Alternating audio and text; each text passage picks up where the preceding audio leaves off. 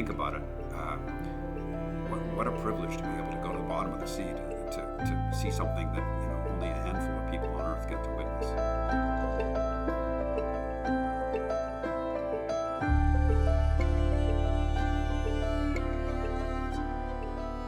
This is June 2006 off the coast of Fort Lauderdale in Florida. The story was to go to the bottom of the sea with a medical research group who were collecting sponges. Their interest was in the chemicals that sponges have that repel parasites and barnacles, because that's often how new drugs are found. See, I thought this was incredibly exciting, and how many people get to go to the bottom of the sea? One of my producers turned to me and said, "Really glad you're going down there, not me. I'd be terrified." It hadn't occurred to me that I should be terrified until she actually said that.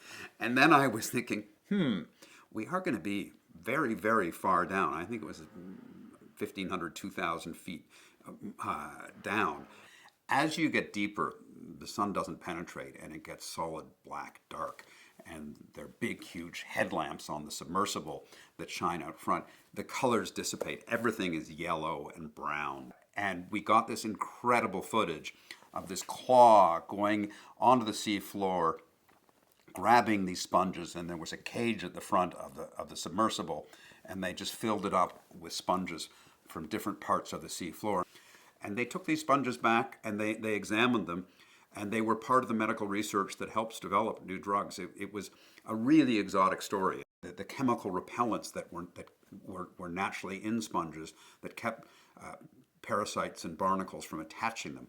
Because those kind of repellents, those kind of natural chemicals, can often unlock formulas for drugs against HIV, against cancer, for new medicines that will save lives. And that's how medical research is done. If you look at aspirin, comes from the bark of a tree. A lot of drugs are found in nature.